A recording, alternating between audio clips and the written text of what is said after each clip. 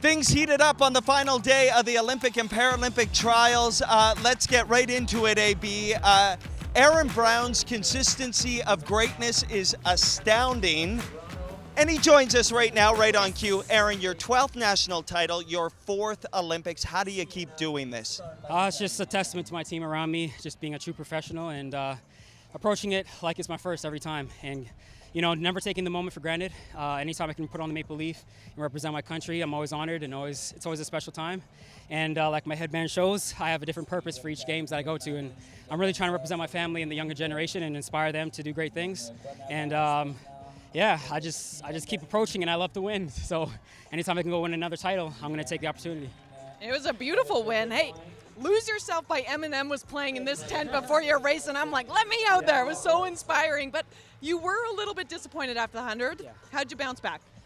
Just short-term memory, just focusing on the good. You never want to throw out the bathwater with throw out the baby with the bathwater. And my sports psych helped me to focus on that. You know, I did some good things in the race. I had a really good start, and I was leading to about 70-ish, and then I gave it away. Just made a rookie mistake and got tight when Andre came, because, you know, he's a master finisher. But, you know, these things are going to happen, and so I got to prepare for that. It's better to happen here than in Paris. So I know there's going to be great finishers out there in Paris as well, and I'll be prepared for that. So just got to focus on the good and improve and tweak to get better. I don't know how much you know of a service you're doing to journalists, because all I have to do is look at your headband, and I know exactly what you've done in your career, Aaron. But tell us a little bit more about your headband, because this is pretty spectacular. Yeah, so I started in 2012 when I was a little juvenile kid and kind of had no idea what I was doing out here, just happy to be at the games, and I finished 9th in the 200. And then fast forward to 2016 in Rio, and that was my first year pro. So that one was difficult for me. I kind of put too much pressure on myself, and we did come away with the bronze, so it didn't end too terribly. And then you fast forward to Tokyo, which was a whole different experience with it being COVID and the restrictions and stuff like that. But each games was a unique experience, and my headband kind of represents that. If you recall, during the finals in the 200, I kind of opened my bib, and I had my son and my wife behind. Yep. And that was kind of meaningful for me. That's why I was on the headband. And I got married, and I had my son. And then now I have my daughter, as you can see, and then off to Paris. So now I got the 3 of them coming. They actually get to go, unlike Tokyo. So it's going to be special. Awesome. Yeah. You have been a leader for so long. From the outside, it very much looks like this is the golden age of athletics in Canada. But from the inside, what is the identity of this team going to Paris? I mean, you said it. You know, I feel like Rio, we did a really good job. We had a lot of medals, and it was kind of a record-breaking performance. And I feel like this could be even better. You know, we got so many world champions coming in, so many medals from last year, and events that we're not used to. You know, double hammer throw champions, 800 meters. We got Damien and Pierce. So many guys. And, you know, I'm leaving people out. Of course, we got Andre, the relay team, Audrey coming up. So we have so many opportunities to do special things for Canada, and I'm really excited to be a part of it. We're excited to watch you, buddy. You have provided us so many incredible moments, Aaron, and you've always been so generous with your time, and it's going to be a pleasure to cheer you on in Paris once again. Thanks for doing this. Thank you. I appreciate it. Awesome. Thanks, Aaron. What a turnaround for Aaron, who was disappointed after the 100, wins at a national title. He mentioned Audrey Leduc. She sweeps 100 and wins the 200 here today, AB. And what impressed me most was just how genuine she was in her answers after the race. She said, I don't want this to end. Like, I want to be in the moment. I know Paris is going to come and go, and time goes by way too quickly. That shows me that she is in the zone. She's having a little bit of a white moment all season. All right, let's take a listen to Audrey. Before the race, I said, oh, it's long. I was like, okay, no, Audrey, calm down. Pick a moment, enjoy the moment, because we are already in the trials, so it's going to be over soon. By what I'm not even going to know it, and the Olympics are going to be done, so just enjoy every step of the way and take the time. So from the sprints to a bit of a longer track around the track, the 1,500-meter women's and men's finals playing out here. Let's first talk about the women's final. Lucia Stafford, who talked about how emotional she was watching her sister, Gabriella debut Stafford, earlier, her comeback. She wins here today, AB. I chatted with her just after the race, and she said, you know what, it feels like I'm running towards a dream versus running away from failure, and that is just the sweetest feeling you can have as a racer, and it was an emotional week, but it was emotional to see her take that dub too. She is such a breath of fresh air in her post-race interview, so let's take a listen to Lucia.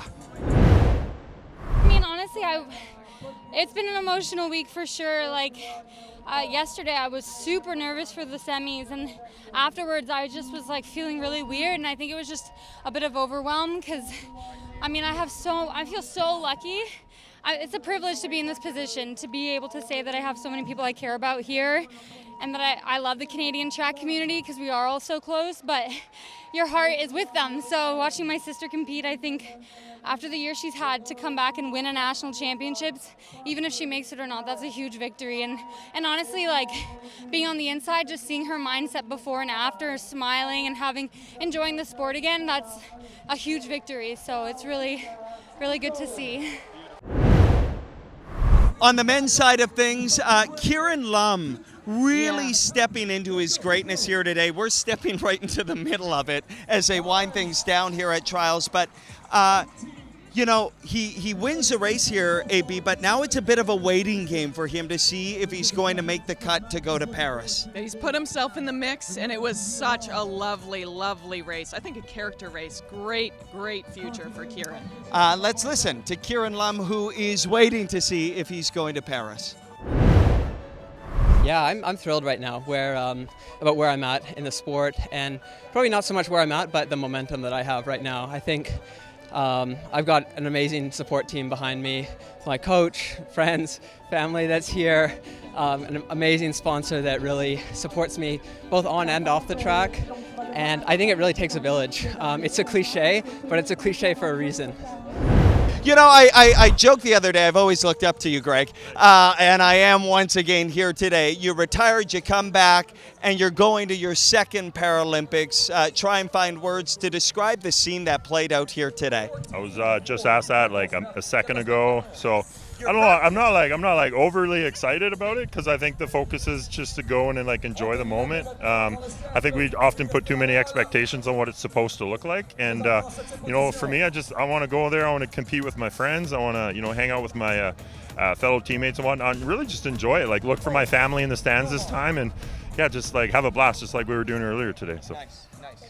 Both of our hair looks the same, Betty. It's a little windy out here. We had a beautiful conversation the other day, and you talked to me about the importance of vulnerability. Where is that going to sit in your heart going into Paris? I think that as long as we continue to just be honest with ourselves and like experience the experiences that we have coming up, like the rest will take care of itself. Yeah, vulnerability is the key to success or key to happiness. And so, yeah, I think I'm just going to try and keep my heart big and, support where I can, but at the same time, continue to support myself and kind of lead by example or the best I can.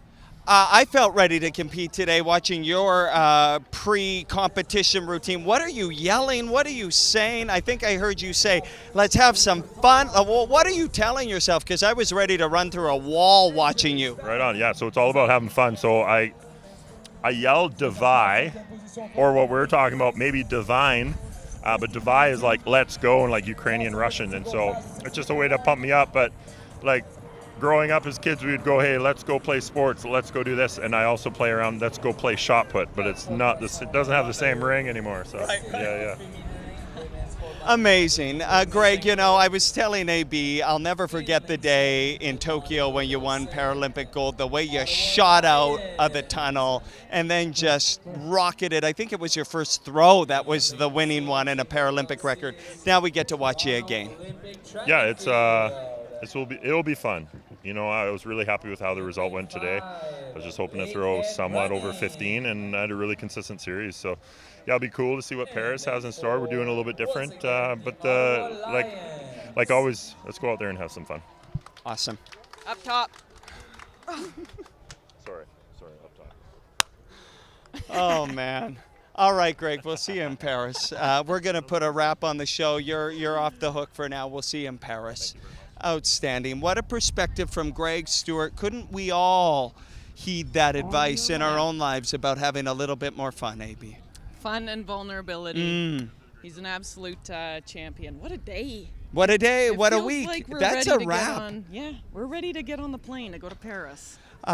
Closing thoughts. Just try and tie a bow on this thing. I know a lot happened and our heads are spinning a little bit because we've weathered the storm, but what are some things that stand out to you? Miriam Abdul-Rashid immediately. I mean, her qualification to Paris in the 100-meter hurdles, her vulnerability in the mixed zone, just saying you got to take it one step at a time. Life throws you curveballs, but if you keep your head down, there's no magic. Just keep working, keep believing. That touched my heart in a way I didn't know I needed. That's what sports should do. I know you know that.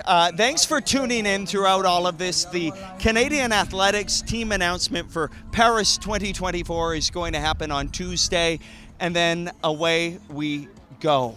Buckle up for the games. As you have said, this is a golden age of Canadian athletics. Someone send me a hairbrush, please.